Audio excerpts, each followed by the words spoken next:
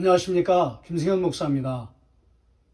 오늘 사무엘상 8장을 여러분과 함께 나누기를 원합니다. 사사시대의 가장 타락한 모습을 보여주는 그 사사시대의 죄악의 결정체, 사사시대의 이제 마지막 부분을 사무엘상 8장이 보여주는데요. 굉장히 좋지 못한 그런 악한 모습을 우리에게 보여주는데, 특별히 이제 그 두 가지입니다. 이제 시간이 많이 흘렀어요. 사무엘이 이제 나이가 많이 늙었다고 되어 있습니다. 1절에 사무엘이 늙음에 그의 아들들을 이스라엘 사사로 삼으니, 이제 그 아들들을 이제 사사로 세우는 그런 장면인데요. 물론 이제 바로 세우는 건 아니고 지방으로 이제 파견을 보냈다가 견습 기간을 이제 마치게 하고요. 또 이제 훈련을 하고 수련 같은 거죠, 일종의. 그런 이제 수련을 한 다음에 지방으로 이제 파견을 해서 이제 그 후계자 수업 같은 거죠. 그런 걸 한 다음에 이제 사사로 이제 정식으로 등극시키려고 했는데, 여기서 우리가 한 가지 좀 생각해야 될 건 뭐냐면, 사사는 세습되는 그런 직분이 아니라고, 제가 사사기 강해를 하면서 여러분과 함께 나누지 않았습니까? 큰일 난다고요. 그렇게 했다가 망한 사람이 누구였습니까? 입다였습니다. 입다는 물론 이제 세습은 아니죠. 자기가 스스로 사사가 되겠다고 해가지고 그렇게 이제 망해가는 이야기를 우리가 너무나 잘 보지 않았습니까? 사사직은 결코 세습되는 그런 직분이 아닙니다. 하나님께서 친히 세우시고요. 하나님께서 친히 임직하시는 신의 임직성이 있는 그런 직분이 바로 사사거든요. 근데 사무엘이 이제 말년에는 그런 하나님의 말씀과 규례를 따르지 아니하고 자기 아들을 이제 세습이죠, 세습. 요즘에 한국 교회도 이 세습 때문에 얼마나 큰 문제가 되고 있습니까? 그것 때문에 한국교회가 참 지탄을 받고 있는 그런 상황인데요. 이 사사시대 마지막 시기에도 세습의 문제가 나옵니다. 특별히 이제 그 이스라엘 백성들이 이 사무엘의 두 아들들이 뇌물을 받고, 3절에도 보면 그의 아들들이 자기 아버지의 행위를 따르지 아니하고 이익을 따라 뇌물을 받고 판결을 굽게 하느니라. 이런 그 죄악이 있는 걸 보면서 이스라엘 백성들이 이제 민원을 넣는 그런 이야기가 이제 두 번째로 나옵니다. 우리는 세습이 필요 없습니다. 이런 지도자 필요 없습니다. 왕을 세워 주십시오. 이렇게 왕을 요구하는 그런 왕에 대한 그런 민원이거든요. 근데 저는 이걸 보면서요, 정말 읽어 내려갈 수가 없는 겁니다. 특별히 3절에 그에게 이르되 보소서, 당신은 늙고 당신의 아들들은 당신의 행위를 따르지 아니하니 모든 나라와 같이 우리에게 왕을 세워 우리를 다스리게 하소서 한지라. 이 부분을 읽을 때 너무나 두려웠어요. 예전에는 안 그랬거든요. 근데 이 말씀을 준비하면서 특별히 또 깊이 이렇게 묵상하고 또 묵상하다가 막 손이 떨릴 만큼, 조금 더 과장해서 말씀드리면은 저의 심령이 떨릴 만큼, 도무지 이제 구장으로 넘어갈 수 없는 그런 그 두려움이 저한테 엄습해 오는 것을 제가 느꼈습니다. 제가 예전에 누가복음 19장 그 1절부터 나오는 그 이야기, 그 나사렛 삭개오의 이야기거든요. 여러분 잘 아시지 않습니까? 정말 은혜가 충만하고 은혜가 넘치는 그런 축복받는 그런 이야기입니다. 예수님의 그 한량없는 사랑을 통하여서 나사로가 구원받는 그런 이야기, 삭개오가 구원받는 이야기가 누가복음 19장에 나오거든요. 너무나 참 은혜로운 그런 이야기입니다. 키도 작고 볼품없는 사람들한테 따돌림을 받는 우리가 그런 존재죠. 그런 본질이요, 그런 모습이죠. 그런 나도 사랑해 주시고 구원해 주시는 그 하나님의 놀라운 은혜를 우리는 삭개오의 이야기를 통해서 참 많이 보지 않습니까? 또 주일학교 때 우리가 얼마나 많은 설교를, 참 은혜로운 설교를 참 많이 들었습니까? 그런데 누가복음 19장 7절을 보면요, 그냥 넘어갈 수 없는 부분이 나와요. 굉장히 손이 떨리고 막 심령이 흔들리고 마음이 떨리고 가슴이 떨리는 그런 고통스러운 이야기가 나옵니다. 그게 뭐냐면 그 어느 정도 뭐라 그럴까요? 종교에 익숙한 분들, 초신자가 아니고요, 직분자라고도 할 수 있고요, 또 교회에서 이렇게 헌신하시는 그룹이라고도 할 수 있는데요. 그 사람들의 반응이 나옵니다. 어떤 반응이냐면은 참 삭개오가 그렇게 참 사람들한테 멸시를 당하고 천대를 받는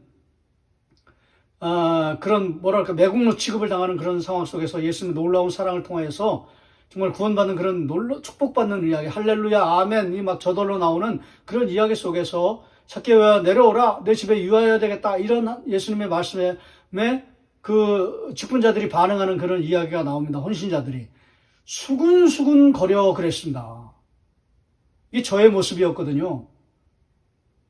저도 이 교회에 대해서 불만이 있고 원망이 있고 수근거림이 저한테 있거든요. 제가 너무나 고통스러운 거예요. 더 읽을 수가 없는 거예요. 요나서를 보면서도 마찬가지였습니다. 요나가 하나님께서 말씀하시는 그런 니느웨로 가라고 했는데도 말 안 듣고 정반대로 가지 않습니까? 그러다가 이제 물고기 뱃속에 들어가는 그 참담한 그런 경험이죠. 두 번 다시 겪어서는 안 되는 그런 사건을 만나지 않습니까? 근데 여러분, 니느웨로 가지 않고, 물론 니느웨가 굉장히 폭력적인 나라였기 때문에 막 치가 떨리는 그런 것도 있었겠죠. 슬픔이죠, 슬픔. 그런 아픔이죠, 아픔. 근데 그거를 다른 표현으로 하면은요, 저는 그거를 쓴뿌리라고 생각하는 것입니다. 쓴뿌리가 있었기 때문에 하나님 말씀 안 듣고 자기 마음대로 행동한 거예요.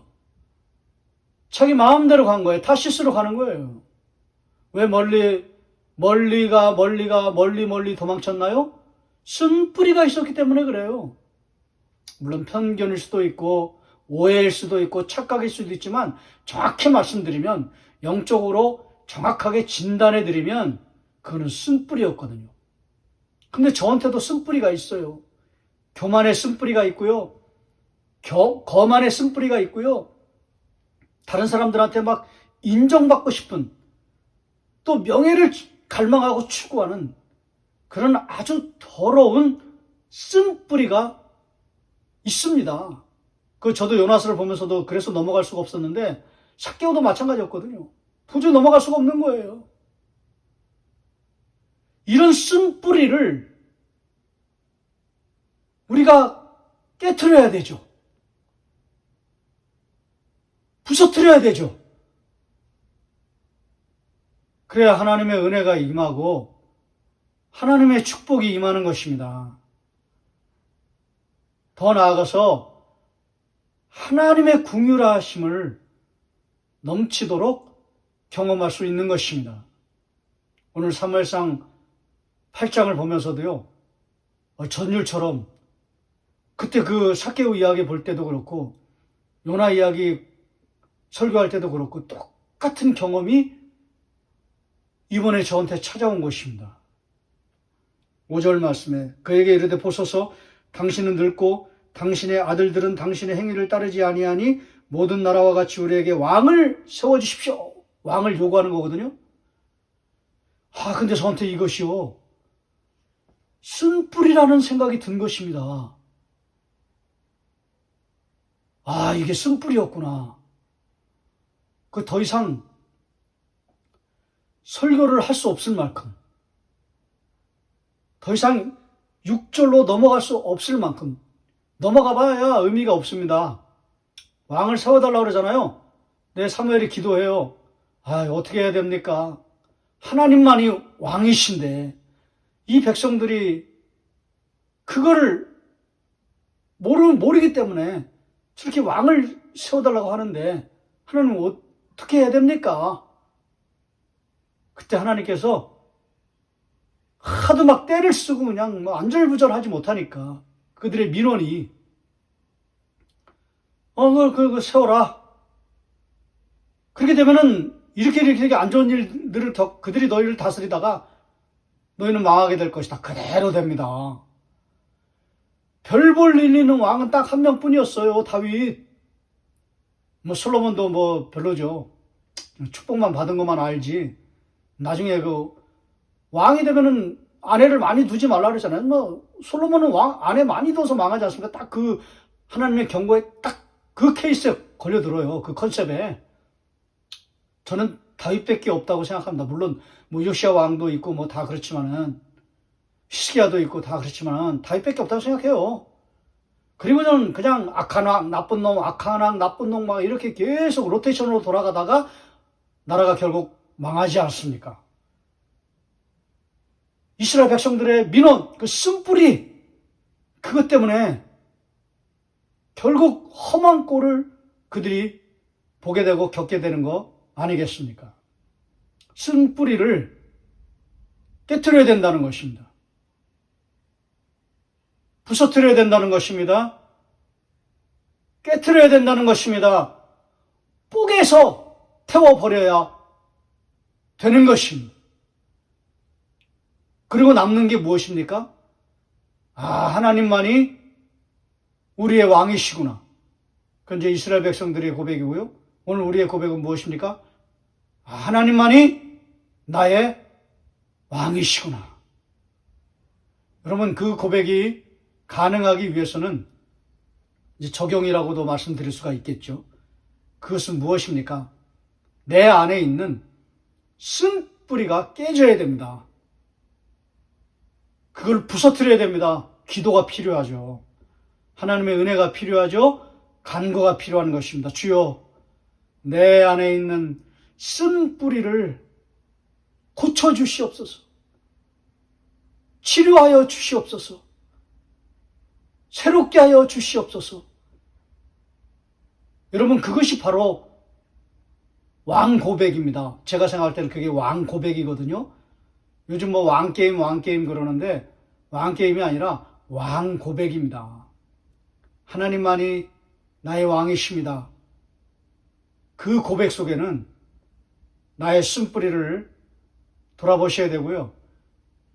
그게 다 하나님 앞에 내어놓고 깨어지도록, 그래서 완전히 새로운 사람으로 변화되는 놀라운 역사가 나타나도록 우리 하나님 앞에 기도하며 그것을 간구해야 되는 것입니다. 오늘 이 사사시대의 악함의 절정체, 이 사사시대의 이 마지막, 그 뒤에는 이제 왕이 세워지는 그런 이야기 아닙니까? 이 마지막 부분에 있어서 저와 여러분의 그 간과할 수 없는 쓴뿌리를 이제 마지막으로 보게 되는 것입니다.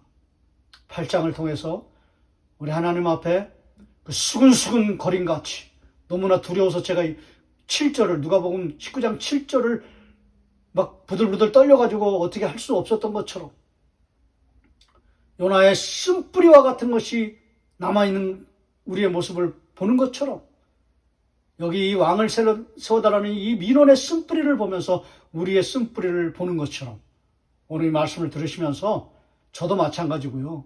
우리 모두가 하나님 앞에 있는 그 더러운 쓴뿌리들을 하나님께서 깨끗하게 씻어주시고 참 치료하여 주시고 고쳐주시고 새롭게 하여 주시고 깨끗하게 씻어 주시옵소서. 주의 보혈로 우리를 정결케 하여 주시옵소서. 참 우리가 그렇게 기도하면서 우리 쓴뿌리들이 제거되는 그런 놀라운 은혜를 우리가 맛보아 알아야 되겠습니다. 맛보아 알지어다 그랬는데요. 우리가 맛보아야 되겠습니다. 이런 놀라운 축복을 경험하시는 저와 여러분 되시기를 주의 이름으로 축원합니다.